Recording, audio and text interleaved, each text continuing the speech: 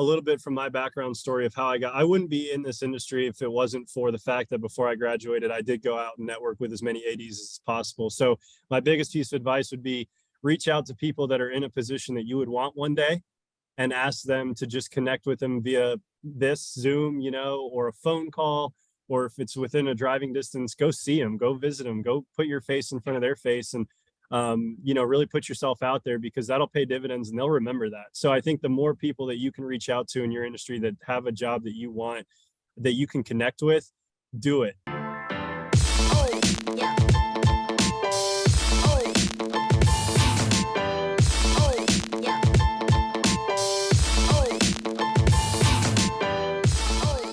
Welcome back to the E-Team Sponsored Podcast. I'm your host, Sean Connors.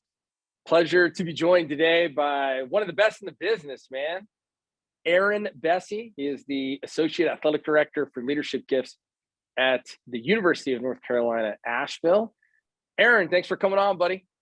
Hey, Sean, excited to be here, man. Thank you for having me. It's good to see you again. Even though it's not in person, it's good to see your face.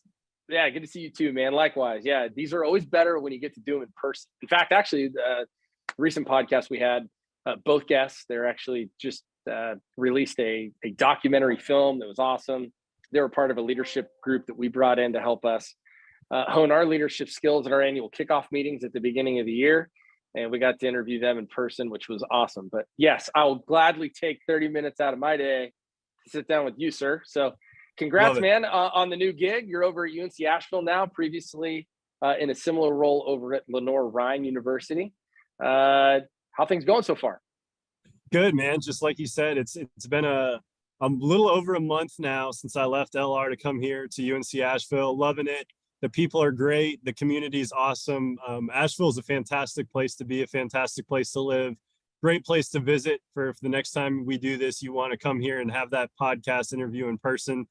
We'd love to have you to beautiful Asheville, but it's great, man. Definitely miss Lenoir-Rhyne and the people there. That was an awesome 5.5 years for me. Got to meet a lot of special people, do a lot of special things, a lot of great projects and some good fundraising successes there, but really excited to be here and bring some of that mojo to UNC Asheville. That's awesome, man. I can see the mascot behind you. Bulldogs? Yeah. We are the Bulldogs, the UNC Asheville Bulldogs. That's right. All right. So you're part of Bulldog Nation now. All right. That's right. So tell us what's the first month in the new gig? How's that going? What's the latest and greatest? Yeah, so for me, being in development, being in fundraising, the main thing I've been doing is just hitting the pavement, trying to get out meet as many people as possible, alumni, community supporters. Headed up to Columbus, Ohio for the next couple of days to go meet with some baseball alumni that are hopefully going to help us with one of our big projects we're working on here. We're getting an indoor-outdoor hitting facility for baseball. Nice. And then we've got a lot of other key things in the pipe. We're actually, the biggest project we're finalizing right now is redoing our track facility. So getting a Mondo track surface, working with GeoSurfaces, getting a new one put in. It's been, I think, 16 or 17 years since UNC Asheville has hosted a home track meet because our track has really become pretty dilapidated. So the student athletes, the community who use it every day, everyone's pumped about that. It's a $4.5 million project and we're breaking ground in 2 weeks. It'll be done by the end of March. So we're super pumped about that. But yeah, the first month's really just been soaking in all the information I can about this place, getting used to not having football, which has been weird. But then getting out there and meeting as many people as possible, which has been fun. Man, you and I can have a separate podcast for what it was like to be at a school with no football. UNC Greensboro, UNC Asheville. It makes for interesting fall homecomings and soccer matches and stuff. It does. Right? We actually moved ours to the spring here, so it coincides with a basketball game. So UNC Asheville used to do homecoming in the fall, but now it's in February, so that we can actually bring our alumni back for a big, because basketball here is our football. So people love it, and it brings more people back. So to your point, it's hard to do a fall homecoming without football. Oh man, well, good for you guys. I love it. Hey, we'll definitely Brian Mackin, UNC Greensboro. If you're listening, let's take a look at that. I like that idea. I kid. Well, Aaron, hey, real quick, man. So let's get into. You were at a Division II institution before, Lenoir-Rhyne, and like you said, similar capacity. Now you're at a Division I institution. Is it the same? Is it different? Is it what you expected? Is it a new challenge? What say you? A little bit all the above, Sean. That's a really good question. It really is, and I think for people that do what we do, it can be a very informational question for a lot of people probably listening. So the biggest difference I've noticed coming from LR to here is the fact that LR is private and UNC Asheville is public. So with a private school, you have a lot less red tape, a lot less hoops to jump through, whether that's in getting quotes and using a contractor for a capital project, whether that's going out and fundraising and some of the things you can and can't do when talking to donors with plan gifts or pledges or cash up front or you name it. It's just there's a lot of things that are different. And obviously I went to NC State and then worked at Appalachian State and Georgia State before going to LR. So I'm experienced with the state level public school red tape, but having been without it for the last 5 years, that's been a readjustment for me. Lenoir-Rhyne is a big time Division II private school. So athletically, it's not a whole lot different than UNC Asheville right now. Granted, in a few years, I hope that we're saying that that's not the case, and UNC Asheville has taken a step forward across the board in athletic success on the field, on the playing surface. But the quality of student athlete here at UNC Asheville is second to none. I mean, it's unbelievable. They're all very, very gifted athletes, of course, but they really take the student part serious, get involved with the community. So I've just been blown away by that. Really proud of the way that people do things here at UNC Asheville. And it's right in line with what I wanted. So as far as an athletic adjustment, it hasn't been too major. Like I said, being without football is weird, but really the biggest adjustment for me personally in fundraising, what I do has been readjusting from the private level fundraising stuff at a university to the public level. That's great insight. And again, we're here with Aaron Bessey. He's the Associate Athletic Director for Leadership Gifts over at UNC Asheville. My next question would go to, there's a lot of people out here that have watched our podcast and listened to the folks that we bring on. And many of our guests are typically in that fundraising vertical, raising money. With regards to stewardship, raising money, sure, that's in your job description, right? That's in your role and responsibility. But how does somebody like you go from, an App State to a Georgia State to an LRU to a UNC Asheville? I mean, is your off season, June, the networking time to do that? How do for the people out there that are looking, how do I get from my current job to the next one when I want to make that next step in my career? How did that happen for you? Yeah, great. Another great question. So when I was a senior at NC State, I was a men's basketball manager while I was at NC State. And so I thought I wanted to be a coach, realized the lifestyle that they lived when I got to see it up close and personal. And just, that didn't seem like something I would want to do permanently. So I got really interested in the administrative side, getting to see that up close as well. And basically what I did for a few months was reach out to as many ADs in the state of North Carolina as I possibly could, just to pick their brain and ask them for advice, not asking for a job when I graduated or anything like that, but really just get to know them and say, how did you get to where you are? And so I was able to do that with Janet Cohn, who's now my boss here. Did it with Debbie Yao, obviously at NC State. Did it with Charlie Cobb at Appalachian State and a few others that were really gracious and allowed me to come pick their brains and talk to them for an hour or so. And basically before I graduated, I applied. Well, Charlie reached out, the AD at the time at Appalachian State, and asked if I wanted to come be a marketing assistant at App, which is a 10-month job where you get paid $500 a month, no grad school, no housing provided, no meals, none of that. So a lot of ramen and found a $325 a month place to live. Granted, this was like 10, 12 years ago. So obviously that's basically impossible now, but a little studio up in Boone. Earning your stripes, man. Earning your stripes. Man. Yeah, it was, hey, college athletics, though, like you said, for people that are listening that maybe haven't gotten into this industry yet, they need to hear that, because that is honestly the hardest part about college athletics is getting your foot in the door. And you really have to be willing to take that low paying job, be a GA, be an intern, volunteer even, so that people know what you're worth. And then from there it becomes easy. And so Charlie was at App for my first 2 years. I got promoted to assistant director of marketing. And then he went and took the AD job at Georgia State, and he brought a few of us down there with him. So I didn't look for a job. I didn't apply for anything. He just happened to take a few of us down there that he wanted to be on his team at Georgia State. I did that for another 2.5 years. So I worked for Charlie my first 5 years of my career, and I owe him a lot. because without him, I wouldn't be in this awesome industry of college athletics. And then my girlfriend at the time, now my wife, started medical school and back in the state of North Carolina. And I saw the Lenoir-Rhyne Associate Athletic Director job posted.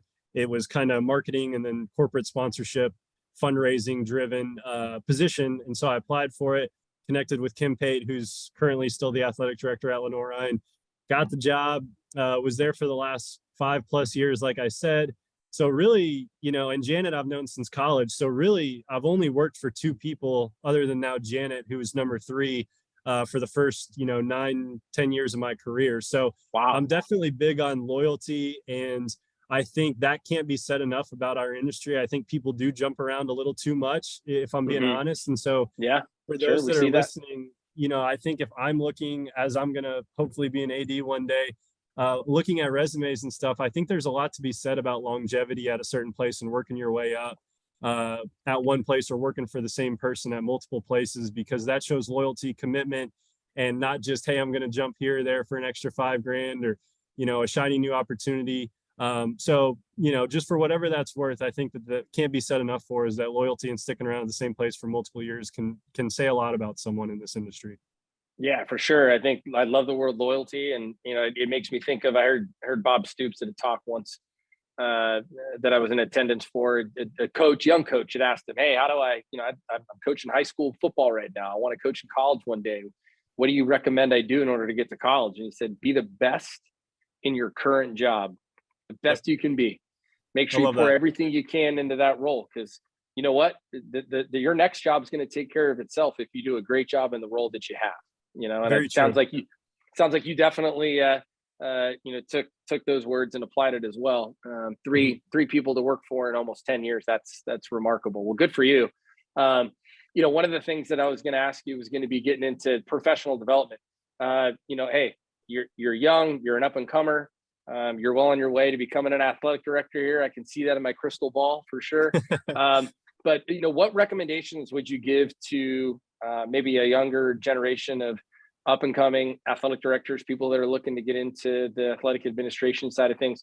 What maybe 1 or 2 nuggets would you share with them in terms of, hey, I recommend you do this? Yeah, it would definitely be a little bit from my background story of how I wouldn't be in this industry if it wasn't for the fact that before I graduated, I did go out and network with as many ADs as possible. So my biggest piece of advice would be reach out to people that are in a position that you would want one day and ask them to just connect with them via this Zoom, or a phone call, or if it's within a driving distance, go see them, go visit them, go put your face in front of their face and, really put yourself out there, because that'll pay dividends and they'll remember that. So I think the more people that you can reach out to in your industry that have a job that you want, that you can connect with, do it. I don't do enough of that myself nowadays. I really don't. But obviously when you get in this industry, it's pretty time consuming. But that professional and personal development, you can't do enough of, things like this, listening to podcasts, going to NACDA, getting involved with NAD if you're a fundraiser. Those things are a little bit extra when it comes to your day-to-day job responsibilities. But as far as personal and professional growth for your future, I can't say enough about it. Awesome. That's great. That's great insight from Aaron Bessey, Associate Athletic Director for Leadership Gifts at UNC Asheville, joining us here on the U-Team Sponsor Podcast. Aaron, we'll have a little fun with you now too. So if you could finish one project at any one of the, previous 4 institutions, or 3? You were at 3 prior to UNCA? Yes, three prior to here. Okay. Yep. Okay. So if you could go back and finish any one project at one of those 3 institutions, which one would you pick up and go finish? Man, that's another good question. You said fun. You're making me think, man. I think honestly, I know people, you've been at these places for a number of years, right? You haven't bounced around. So you've been able to probably see the fruits of you and your team's labor really come to fruition, which is great. I'm sure some really great special projects, but I mean, it always seems like it goes back to like elementary school, right?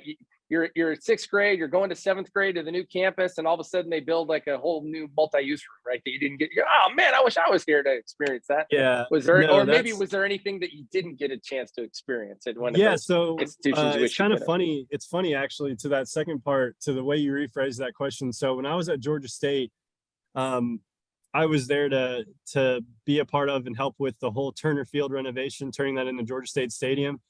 And at the time it was Georgia State Stadium, and they've had a bank name it since then. But I left that July. So we did all that work of renovating the stadium, fundraising for it, all that good stuff, promoting it. And then I've been back, but I never got to work a game in the stadium. And then Lenoir-Rhyne, we just finished a big time football stadium and lacrosse stadium renovation there for Moret Stadium at LR. And again, I left in August. So thankfully, Janet, my boss here, and Kim, my former boss at LR, communicated and let me be there for that first game at LR in the new stadium, which was really cool and fun for me to experience. Awesome. But yeah, I mean, honestly, and it's just a testament to the people I've worked for, Charlie, Kim, now Janet. Most of the things that we've set out to fundraise for and do from a project perspective, man, we've done it. Like we've not followed through on anything. We get things done. And so I think that's what I'm most proud of, is that if we go out to alumni or donors in the community and say that we're going to do something with the help of their support through a pledge or whatever gift, whether it's corporate or individual, we mean it and we're going to do it. And so right now, I think for me, it's the things that we've got coming up the pipeline here at UNC Asheville revolving around track, soccer, and baseball, and getting those facilities to where they need to be at this level. Those are what's on my mind right now and what I'm excited to do and see next. That's awesome, man. That's great. So a couple more questions on just, I'd say from a leadership standpoint, you're in a position to lead in these roles. You're focusing on improving student athlete experiences by bringing in these pivotal dollars to make these special projects happen. Thinking back, any rewarding project where you saw, wow, this really made a significant impact in the student athlete experience? And the second part of that question would be just from a leadership standpoint, what was your role in it? And maybe, share some of the rewarding aspects of leading that type of a process. Definitely. So the biggest one is by far the Moret Stadium campaign that we just did that just got done at LR, I should say. And that was the biggest opportunity that I've had personally since I've been in this industry, because that was obviously Division II football stadium renovation. It wasn't built from the ground up, but that was a good $18+ million project. Wow. And we've basically completely fundraised for it. And I was didn't do it by myself, had a great team group on campus, Kat, Andy, Liz from LR's campus advancement team. And then obviously Kim was huge with that project as well. But I would definitely say I was one of the lead fundraisers for that stadium. And that was just a huge personal accomplishment for me. But the new weight room we did there at LR, and then some other things I've been a part of, they're all really rewarding, whether it had to do with the soccer stadium over there in grandstands or the baseball turf field there. They're all really rewarding, because that's why we do what we do, man. We do it to impact these student athletes, because they're incredible young men and women. And that's my why. That's really why I'm passionate about what I do. We're making their experience and their lives really better, and in turn making the university, wherever it is that you are, better as a result. So it's really easy to sell that. I think it's easy to sell that we're helping student athletes be the best they can be to become productive members of society. And that's why I like fundraising. It's very measurable. You know what you're doing. You know what your goals are. You know what your high water marks are, and you want to hit those and exceed those, especially. And so with capital projects and annual fund stuff, I just think that's really fun and intrinsically rewarding for me to know that we're hitting those numbers and exceeding them and raising the money we need to for capital projects. Then you see the facilities built and you're like, wow, that's pretty special. That's pretty impactful. So I enjoy it. It's fun. That's awesome, man. I love it. Well, good. Tell me a little bit. I mean, resource allocation is big, right? So you're out there, you're shaking hands. I know you're a big relationship guy. It's why you've been so successful in your roles, but talk to me a little bit about just allocating resources.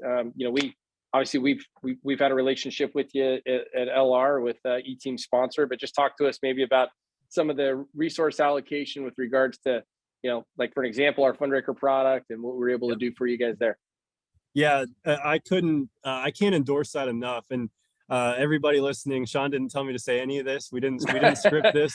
What I always tell people when I talk about E-team sponsor, and obviously got to talk to a lot of people about it at NACTA, is I'm very naturally, as a person, wary of, uh, even though I'm one, salespeople and third party, platforms and all that. I really am, because I think that I can accomplish anything with the help of my team or interns, or do it in house, save money. I'm very much of that mold. But when E-team was pitched to me, I was like, wow, like I see no drawback from this. And being at a place like Lenoir-Rhyne, and even at UNC Asheville, a smaller Division I school, there's smaller staff, especially when it comes to specifically development, excuse me. But LR's got 23 sports. Here we've got 16.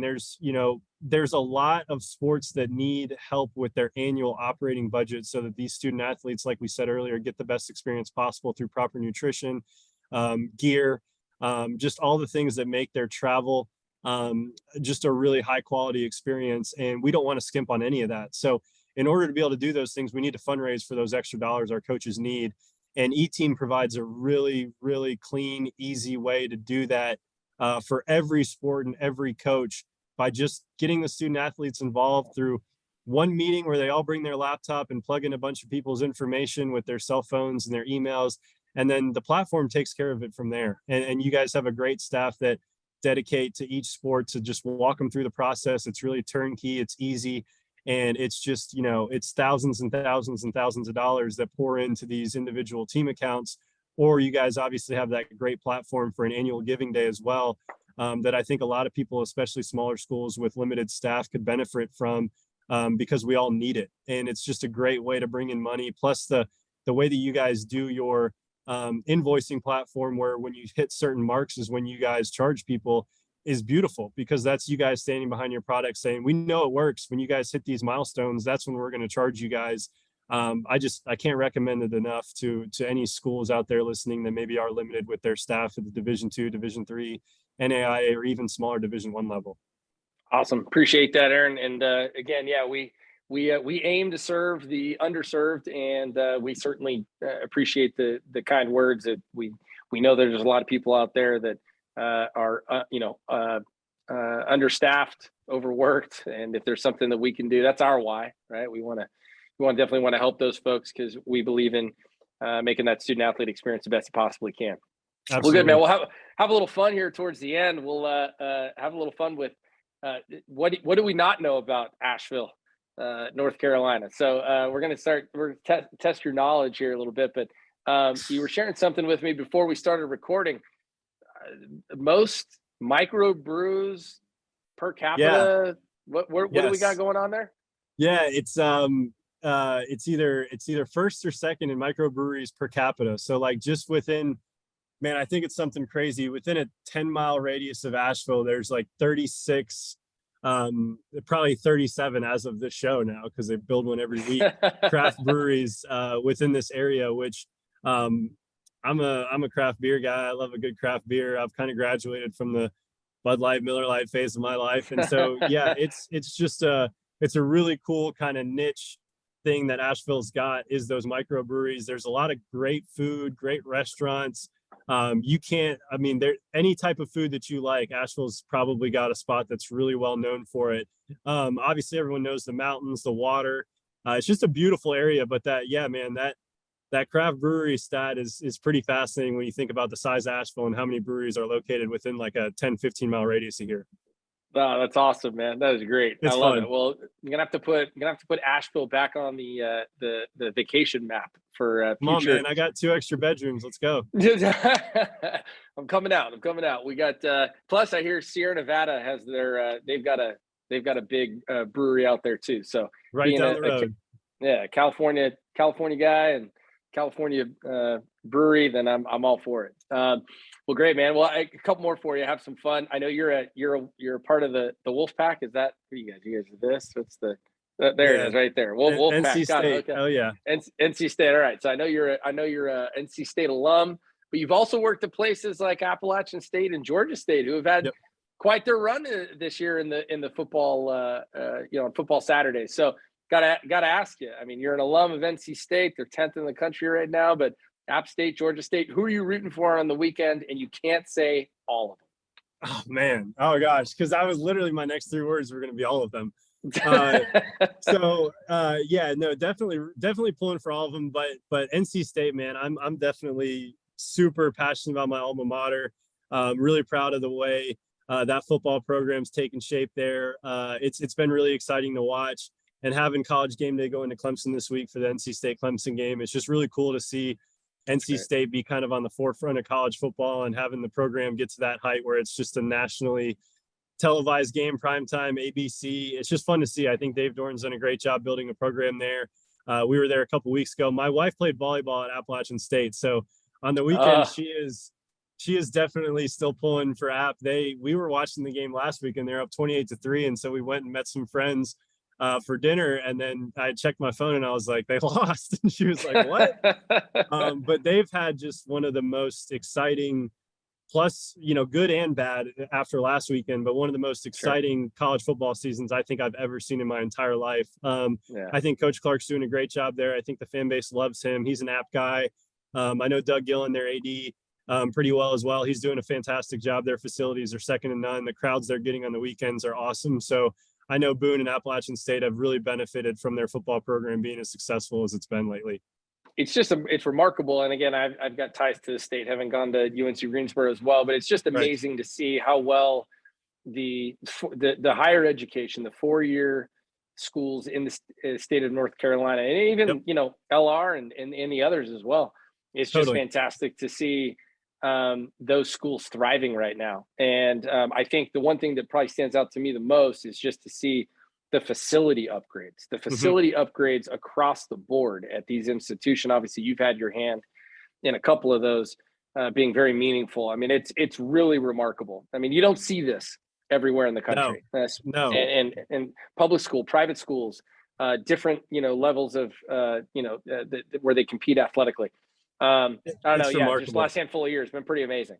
It is. It really is. I mean, you think about it, obviously UNC Asheville, I'm going to plug them first, but this place, especially basketball wise, has been super successful for a number of years, going to NCAA tournaments and putting Asheville, the city, but the university, especially on the map nationally, has been awesome. Almost knocked off Syracuse a few years ago at the time would have been the first 16 to beat a 1 seed. And then UNC Charlotte, UNC Greensboro are great schools. And you got Wake, Duke, obviously NC State, shouldn't mention them, but Carolina, I guess. Gotta throw it in. I was gonna see if you were gonna throw that in there.